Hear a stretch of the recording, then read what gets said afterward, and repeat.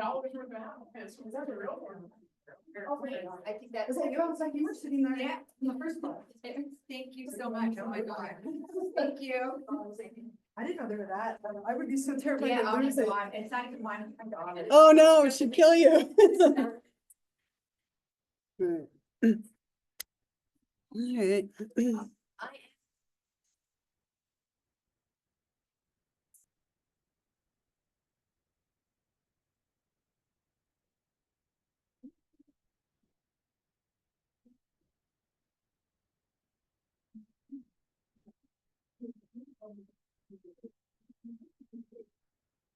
All right, good morning.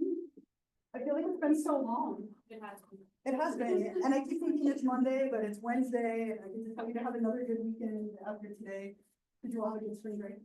Yes. Anyone do anything fun? We went to San Diego and we went kayaking in the ocean, and within the first 2 minutes we capsized. Oh, no. But it's okay.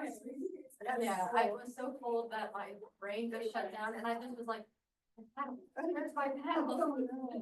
And I was holding on to the kayak, and I was like, okay, we have to wait for the instructor to get us. And I looked over, and she's like, my paddle, and I was like, I don't know what to do with this situation. I don't remember that at all. At least hopefully you got it out of the way quickly. We saw sea lions, we saw jellyfish, we saw some turtles. Nice. That sounds fun. Anybody else? Anything else fun? I rode Unikitty drop at Lego Man 97 times. I'm not joking. I think it was probably like 30 times, but it felt like 97. Yeah. Well, I went to a concert, right? And I drove like 4 hours there. Uh-huh. It was in the Toyota Arena, so the traffic like not pretty. Yeah. That's what made it 4 hours. Traffic is not fun, right? Well, anybody else? Yeah. We went camping Oh. in Leo, Korea. Yeah. Was there s'mores involved? Yes. Okay. Oh, Oh, you're like, I didn't have it. Oh, well, I last s'mores. I didn't stay both nights. We stayed for both nights. We made friends with our cat. Yeah. I celebrated my 3-year anniversary. Congratulations. It's very exciting. Super fun. Yeah. Got to go visit him for a week.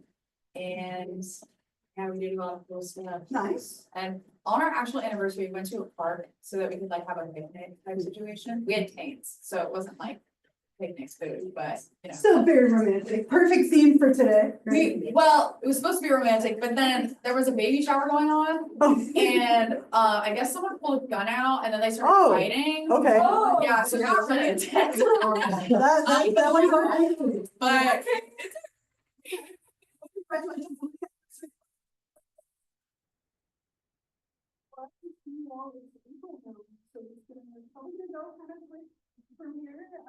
If you're looking at your syllabus, right, so I wrote it up here on the board. But if you're looking at, we're gonna cover today, we're doing love. So love and intimacy is our topic for today. And then we go into sexual expression, and then we have our next exam, which is coming up next week. So I'll talk more about it on Monday, but I wanted to put it on your radar so you could start thinking about it. I also wrote up here at the top, if you notice, there's lots of tables out there, just in case you weren't aware of the career fair from 10 to 2. So just to kind of put that out there in case you weren't aware of it. Otherwise, what we'll do is we'll jump back in here. We finished chapter 3 on communication, and now we're going to get sappy and into the spirit of love today. So we'll talk a little bit about what love is, what influences love, a little bit about attachment, types of love, falling in love, issues in loving relationships, and maintaining relationship satisfaction. So I have some loving images here for you, and I have a little love montage just to get us into the mood and spirit of love. It's just a bunch of like scenes from popular love movies. So I'm going to play that for you, and then we'll come back and talk about it. Ready? Let me pause this. To different types of love. I love all the different examples in that clip and the diversity, and it makes me want to watch Star Wars. I'm not going to lie. Every time. That's my takeaway. I want to watch Star Wars now. But before we jump into talking about the different types of love, I want to talk about a precursor to love that plays a really big part in who we love, how we love, and the relationships that we have. And that is related to attachment. Okay, so attachment and attachment style with your primary caregivers as a child really sets the stage and influences your romantic relationships that you have as an adult, right? And a lot of people have contributed to attachment theory. A couple of big ones. One of the first was Harry Harlow. Right, and Harry Harlow back in we're looking at the 1970s here, a while ago, right? In the 1970s, spent a lot of time looking at the relationship between monkeys and who they would choose for their caregiver, right? So we had this idea that monkeys would be given a choice between two surrogate mother figures. One was a wire claw, like a wire monkey with food, and the other was a soft, fluffy, cozy monkey, not a real one, but a model that they would go up to. And what he found consistently was that the monkeys would choose the soft, warm, that one that made them feel safe over the one with food, right? So kind of setting the stage, some of the early experiments followed by British psychologist John Bowlby. Also kind of 1970s, we're in that same sort of range of time, late 60s, 1970s.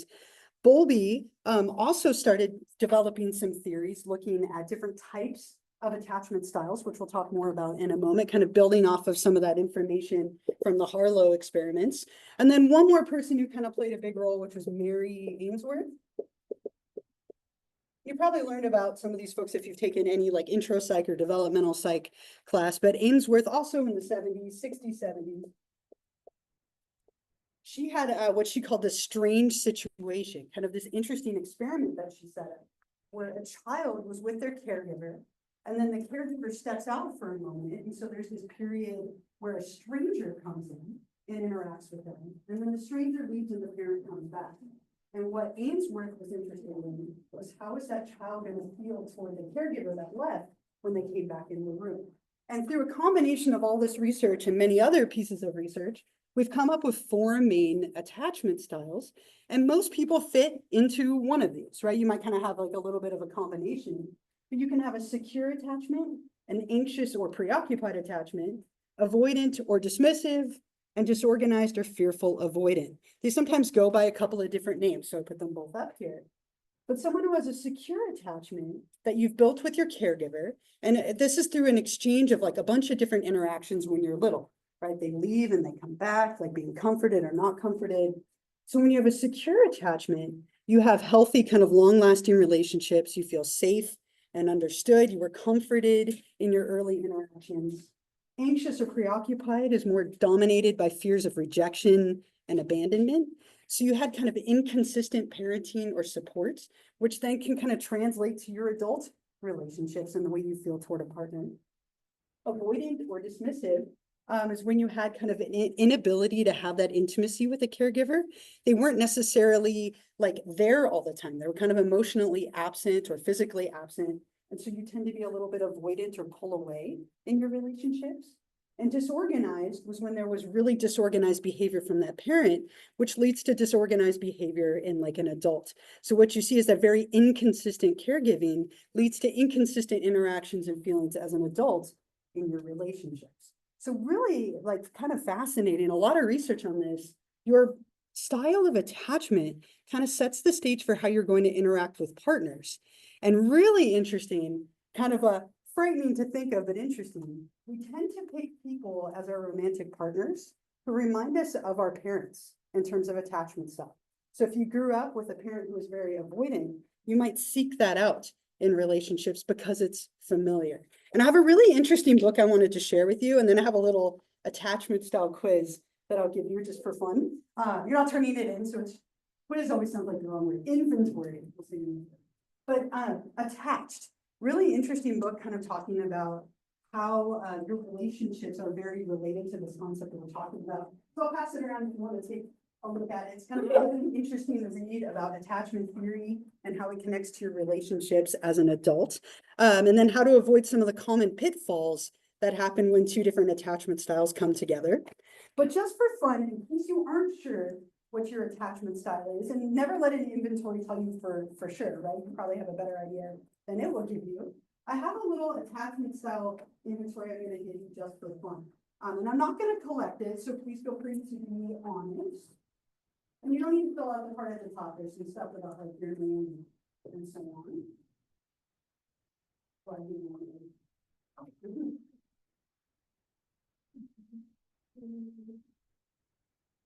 So there's a bunch of levels on here, and you're gonna follow that scale at the top and rate each one of those responsibly.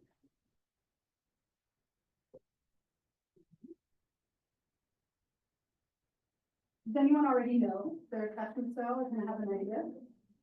Maybe a little bit, okay. We'll see if it's consistent with what you get on here.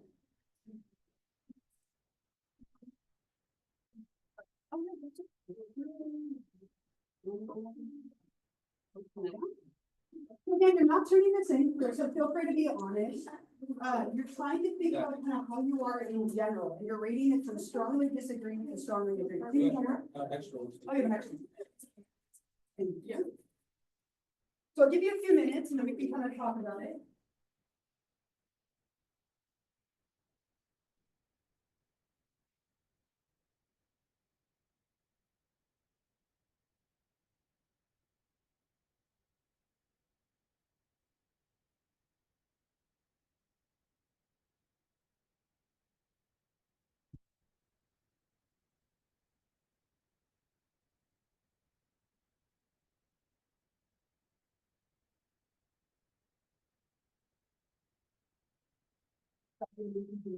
Math, I'm going to come back, right? And you'll add up your score for each section, you can see a little spot for that.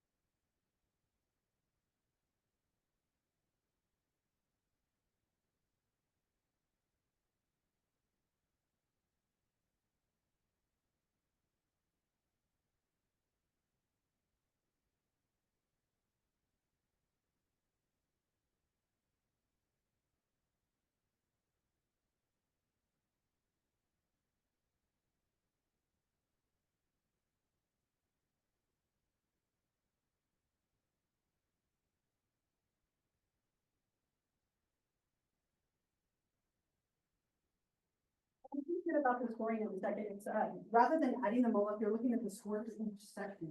Yeah. Second question. That was my question. Yeah. I'll tell you in a sec. That looks like a lot of people would put that. So add up your score for each section. That's one of the easiest way to interpret it.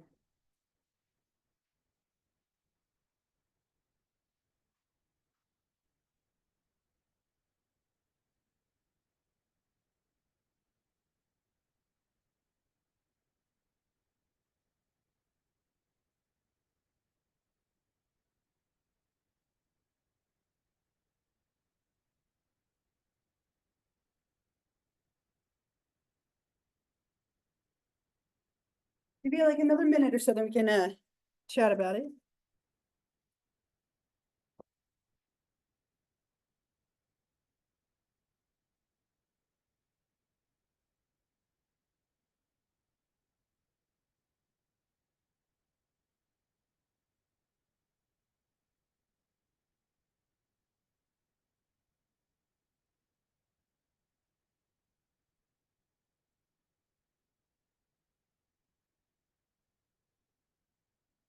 Sorry. Right, it just seems so.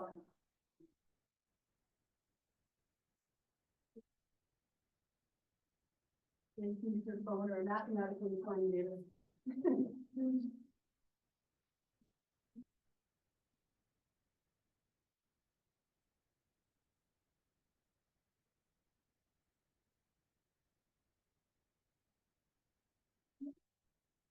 So finishing up totally fine, but find a couple of people around you, and you don't have to share what your attachment style is, but like any thoughts or reactions or anything that came up, and then we'll talk about it together. Generally, the way that you interpret this, so they have this little score at the bottom, but I don't think it makes a lot of like clear sense. So what the easiest way to interpret this is the higher your score, the more like that type of attachment style you want.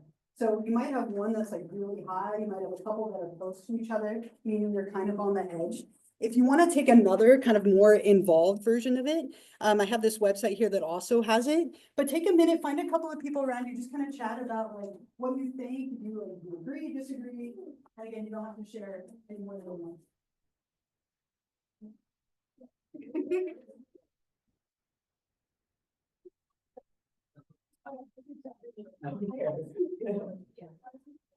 Okay, so.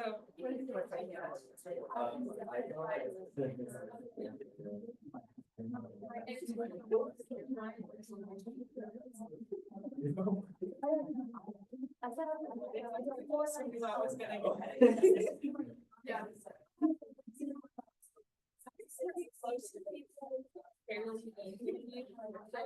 Then also internally, I'm like, oh, we got that close. That's the first time my best friend was, oh, okay. This makes the better out of my second.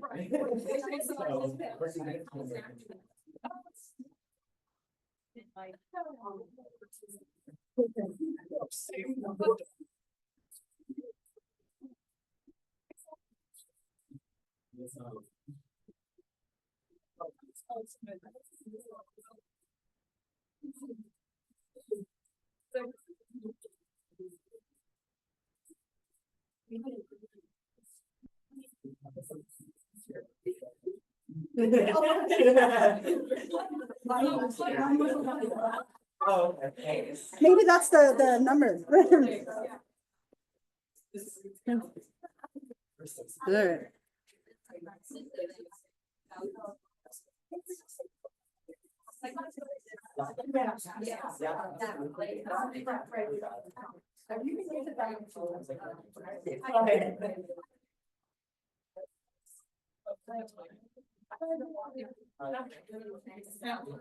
Like 1 more minute, then we'll talk about it together.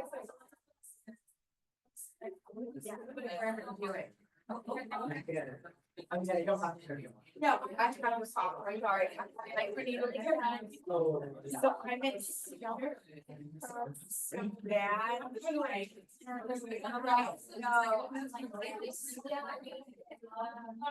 so. Like, embarrassed by it, right? And it takes. How's that? It's like, wow.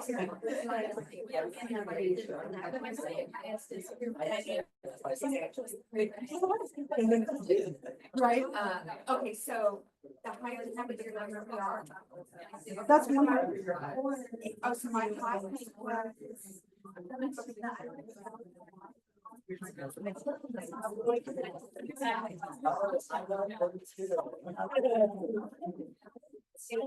like.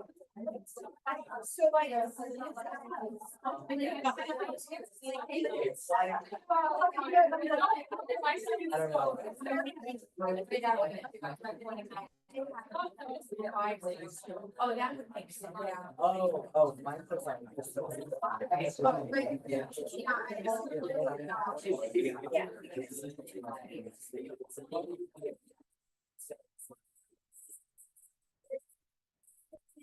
Relationship after years.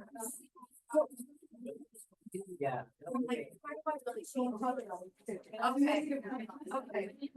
So let's think about it together for a minute. Yeah. Yeah. So As I said a minute ago, I would encourage you, I'm gonna give you one more inventory later when it comes to love styles. Love inventories are so fun, right? Yes. But don't let an inventory. Don't let an inventory ever tell you something that maybe you already know, but I think it is kind of a helpful tool. So you can interpret this in a couple of ways. You can look at which score is highest, or if you fall into the ranges that are down there at the bottom, then that one is most like you. But any kind of general thoughts or reactions, what do you think? Well, I was just curious, what if you, like, you fall into the range? Yeah, and that happens for some people, right? That your attachment style can be something that's somewhat fluid, right? And it might be a little bit different in each relationship that you have. And that was something a couple of people were kind of talking about, that maybe one relationship you were more one way, a partner could bring out or kind of suppress a little bit of that side in you in a different relationship. Did you, any other, like, thoughts? Yeah. Well, Yeah, go ahead. I was just gonna say, it made it really difficult for me to answer this because I was in a really crappy, shitty relationship for 20 years. Yeah. And now I'm not in any relationship and I'm kind of like rediscovering myself. So I didn't know how, like, if I answered it based off of my Yeah. old relationship, my scores would have been Very different. probably even different than but how I answered to the best of my ability for now. Yeah, and that's a really good point. Again, like different relationships, this can change over time. And if you have to think about like kind of things in general versus a specific relationship, that can also change it. So definitely not a perfect inventory, but I think it's kind of a cool way to start thinking about it. Any other kind of general thoughts? Was it pretty accurate, not accurate from what you would expect or think? See a little mixed, yeah. I knew my attachment style and I knew what level was what it says you should have for it. Okay. So, yeah, it was accurate for me. Okay, interesting. Anybody else? Anything else? I see a lot of nodding. As I mentioned, there's another one that's up here. I put the website up here, and it gives you a little more interpretation. But your attachment style does tend to shape your relationships. And what I love about that book that I passed around is it talks about the patterns that sometimes emerge between different attachment styles and relationships. And there's a lot of really common ones that have been noted over time, kind of like we were talking about some of the patterns that can emerge between gendered communication a couple of weeks ago. Feels like a long time ago, like 2 weeks ago. So we'll move on. Again, I'm not collecting that, but we'll talk a little bit now about like, what is love? I had to do this, right? The second I put that on that slide, see if it works. I can hear What it. is love? Baby, don't hurt me. All right, I'm done. So now you'll have that in your head all day like I did, right? I had to do that. So we'll talk a little bit about love. Love is something that's really difficult to define. Right? Here is the definition. It's so unsatisfying. It's a special attitude Wait, what? with behavioral and emotional components.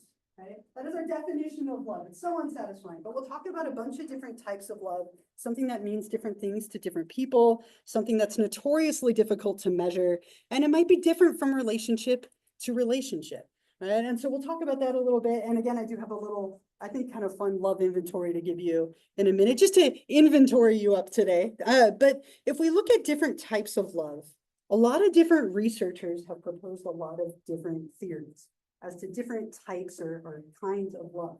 One very basic and common distinction is romantic or passionate love versus companionate or conjugal love. Romantic or passionate love, we can think of as like infatuation. It's the beginning of a relationship typically where things are really strong. You're kind of infatuated with somebody. They're all you can think about.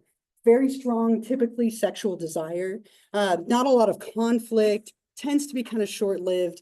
We'll talk about why this happens chemically a little bit later. There's a lot of chemical influences for romantic or passionate love. Then there's companionate or conjugal love, which is much longer lasting. It's more enduring.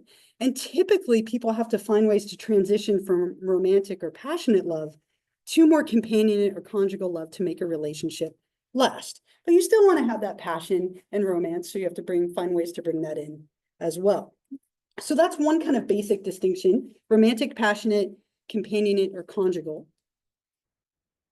Robert Sternberg proposed a different theory, lots of theories, of course. This one adds one more component.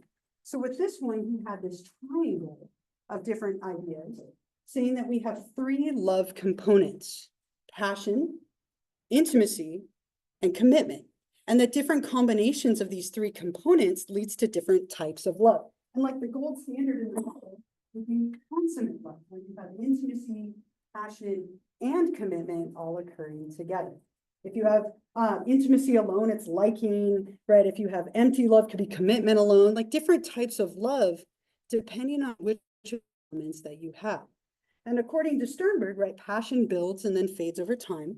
Intimacy and commitment are things that are going to continue to build over time. And then there's all these different variations that can happen. So another really common and popular theory, 3 different components yielding a couple of different types, with consummate love in the middle being like the gold standard, if you will. One more really big theory, the colors of love. This one proposes 6 different types or ways of loving, right? And that we tend to be kind of more one than the other, but sometimes you can have a combination of them. And that people who love somewhat similarly tend to do better in their relationships. And this is the one I have another little inventory for you. So a couple of things. I'm going to give this one to you. I have a few more directions for this one. And I modified this one to make it a little simpler. It's much easier to interpret than the last one. What you're going to do is there are 7 statements for each type of love. And you're going to answer from 5 to 1, whether you agree or disagree. And then you'll have a total score for each type of love. Now you have to make a choice right off the bat. This is kind of going off of what you were talking about, right? I want you to either think about how you tend to be in general. You could think about a current relationship or a past relationship, or even an ideal if you don't have a relationship that comes to mind. But pick one lane and that'll make the most sense. So either think about a current relationship, a past one, or maybe like how you like to be in general. So you're going to rate each one, and then you'll get a total score for each section.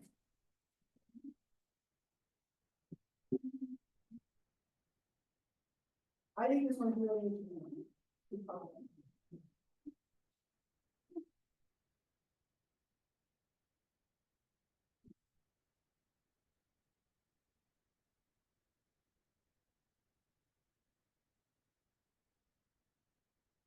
That's 2 pages of the human part.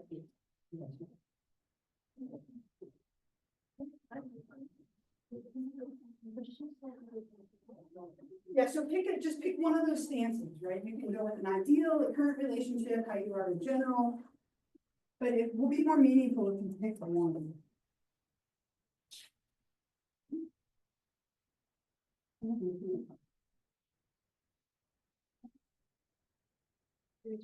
No, you're not. I didn't even.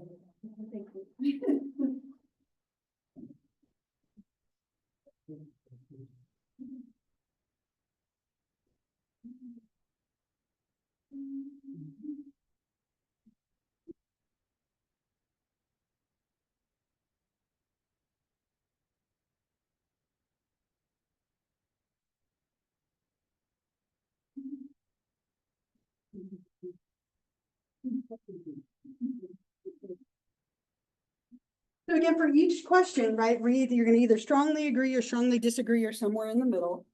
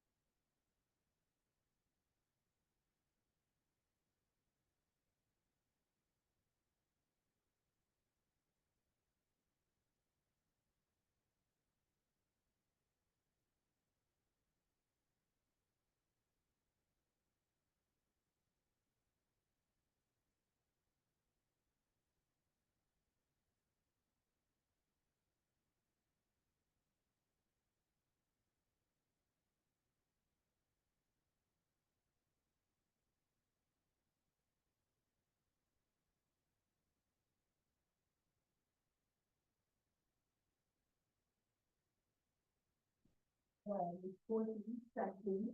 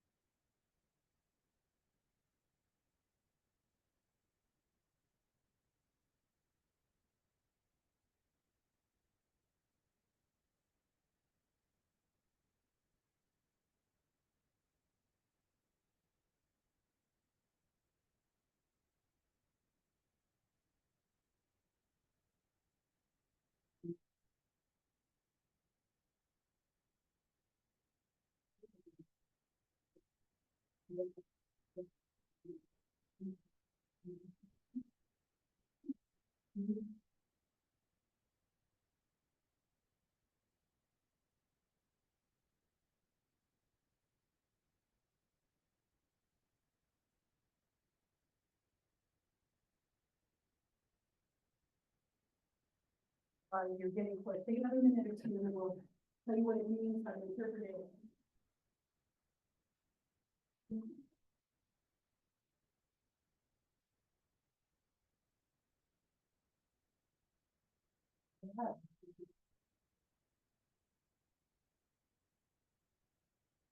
Yeah. No words because they're.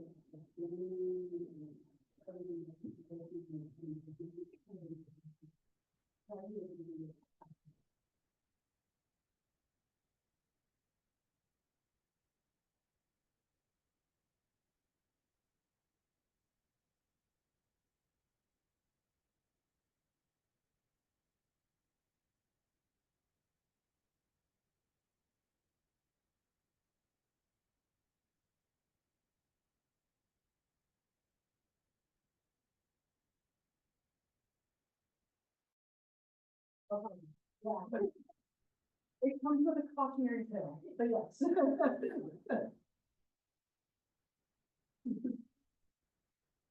I'm quite a few for that reason, but I have to do a camera. All right, does anyone need more time? Okay, I'll go ahead and keep going. Yeah.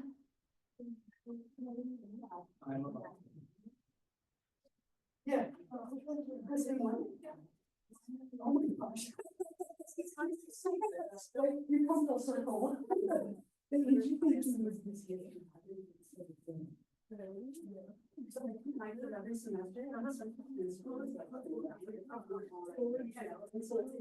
semester. So I would never share it. All right, sounds like most of you are done. If you're not, keep working, but I want to tell you how you interpret this, and this one's pretty straightforward.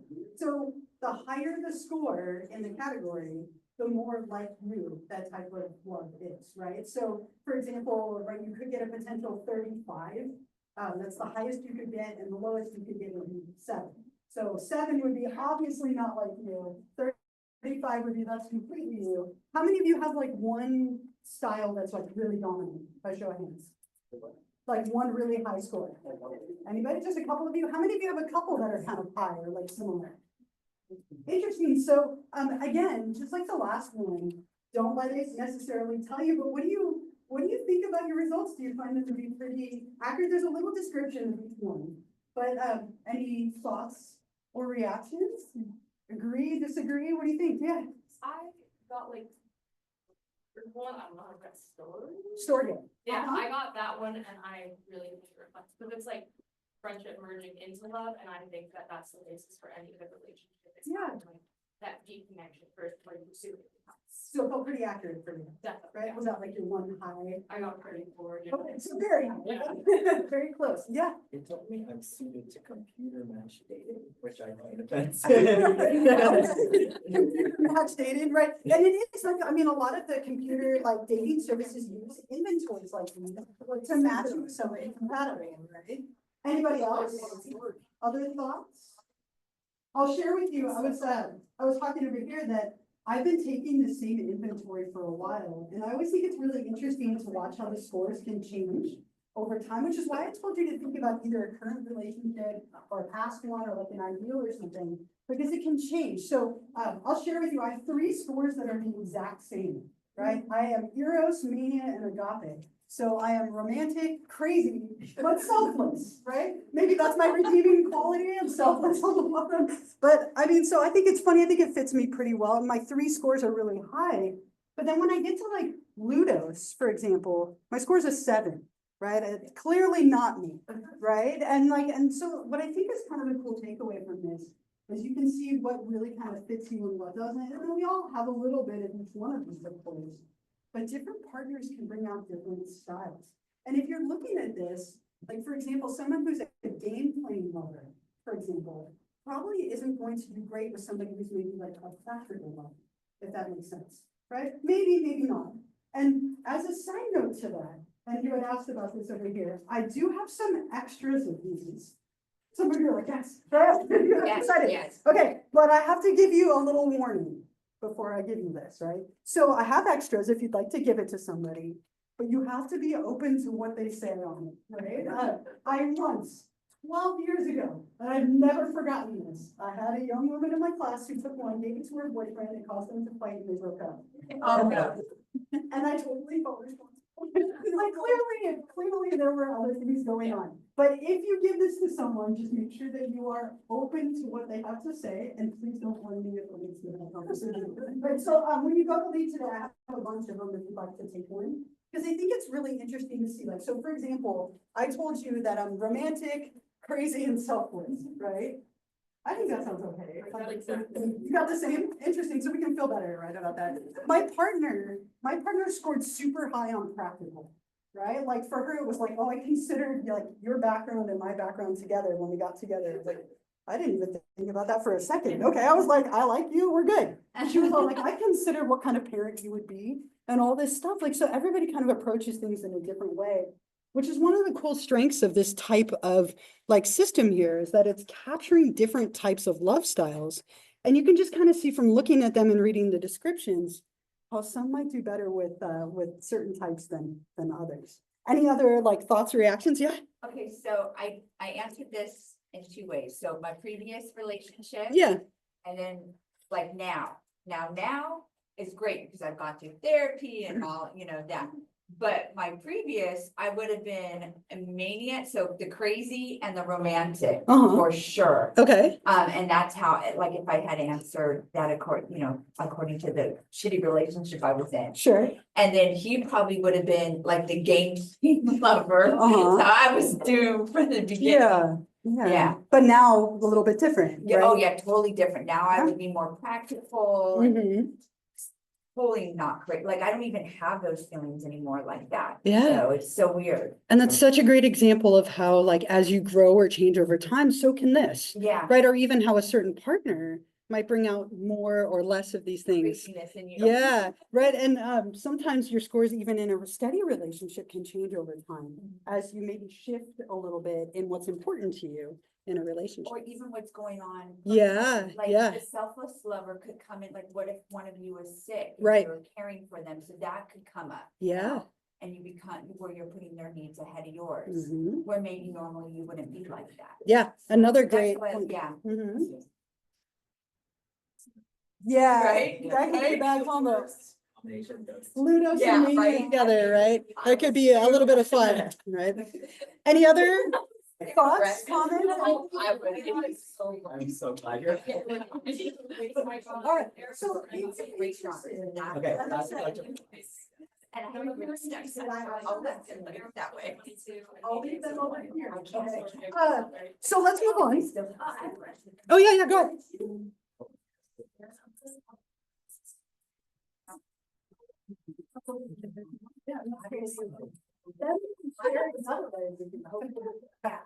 All right, so. Douchebag for Ready? Okay, so we talked a little bit about different theories of love. Let's talk about the chemistry of love. And this might take a little bit of the romance out of it, that there's so much chemistry involved with falling in love or infatuation with someone. But I think understanding it also helps with some pitfalls that we sometimes run into. So really interesting when we look at like what happens in our body when we're falling in love. There's a lot of chemicals involved. And so when we first meet someone and we have those strong feelings of like you crave them, you desire them, it's all you can think about. And we're kind of in that phase of like infatuation.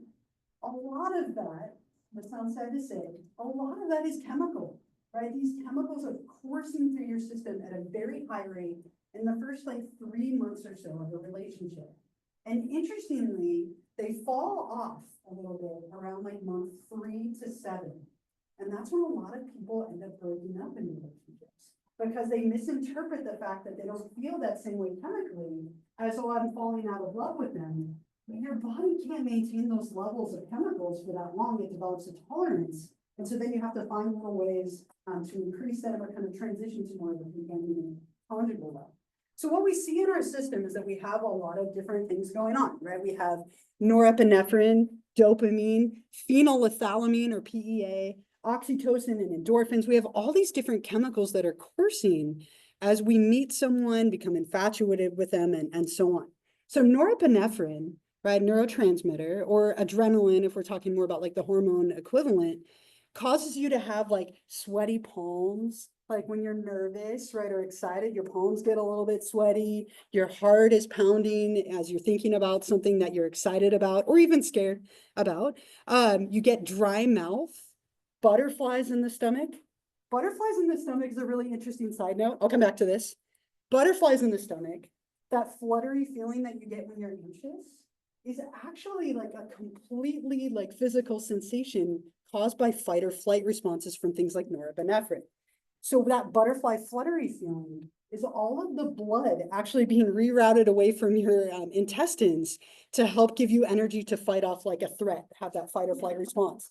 So when you feel nervous and get that fluttery feeling, it's because your intestines are withdrawing all of that blood into that sensation. And that like it's like a digestion thing, and it's related to the sympathetic nervous system and adrenaline and cortisol and norepinephrine.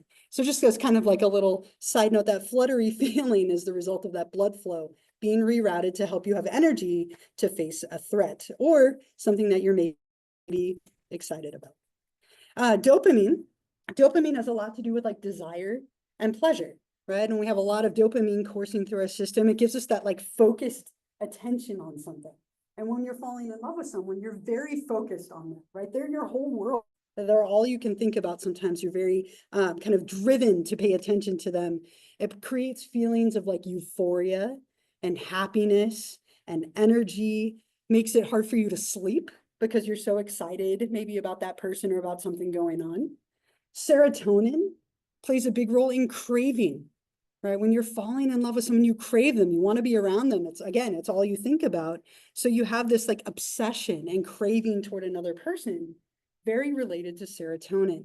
Phenylethylamine or PEA, a little more complicated. It's kind of more of like a master level one that like triggers other things, but trace elements of it are found in things like chocolates and oysters, things that we sometimes view as like aphrodisiacs, which we'll talk more about in the next chapter. A little bit more of like a placebo thing than a reality, but we'll come back to that. Oxytocin we talked about before. This is the cuddle hormone, right? So when you're physically touching somebody, whether that's hand holding or like intimacy, right? This is released in high quantities. It also is very common during breastfeeding and bonding between a mother and a baby. So it's a very like commonly released hormone that gives you like a feeling of connection and a little bit of like a rush feeling. We have our body's natural endorphins, which are also released, making us feel kind of happy and calm. And then what happens, as I said, after a period of time, is these things start to taper off just a little bit, right? And sometimes we misinterpret that as, oh, I'm falling out of love with this person, when it's more that your body just can't keep up that high level of releasing it. I have a cool little video of a woman who's like really well known in the field of like neurobiology. Her name's Dr. Helen Fisher. And she's really prominent in talking about the chemistry of love. And she's just going to kind of highlight this a little bit in a different way that might be helpful. So let me play that for you. And so some interesting things that we can take from this is, again, when we're in the beginning part of a relationship, these things are very high. And as I mentioned, they tend to fall off a little, but there are things that you can do to increase them. So I guess dating tips, I suppose, maybe not. I haven't dated in a long last one to do this, right? But some of the cool things that you can do is if you kind of integrate a little bit of fear into a date. So things like roller coasters, scary movies, things that cause you to have that rush of like adrenaline and norepinephrine.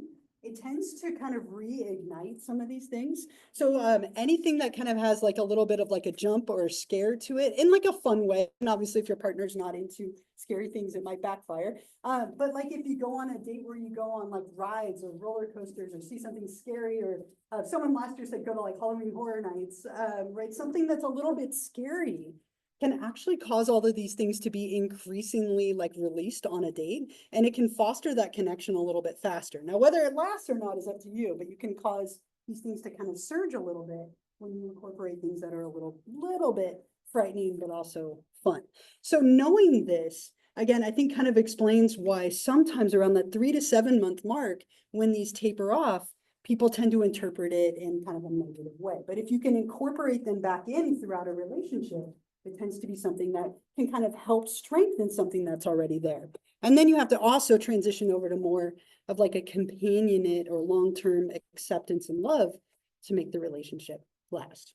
I have one more thing with this. I have a song to play for you. I don't know if I'll say it's a good song, but a song nonetheless. So what I'm going to have you do, this is going to be one of your participation exercises. So I'm going to give you the lyrics so that you can follow along.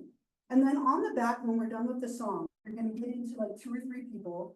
And I want you to find evidence in the lyrics of these different neurotransmitters and hormones that we just talked about. Okay, are you guessing what it is? Well, I thought you were guessing. All right, so I'm going to play you your Love Is My Drug.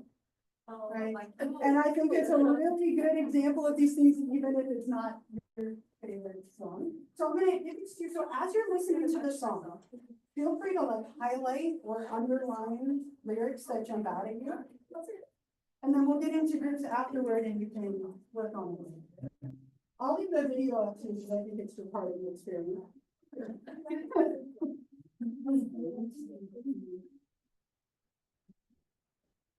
So again, look for evidence of these different neurotransmitters. I think you can see some of the lyrics really highlighting this. I don't need the lyrics.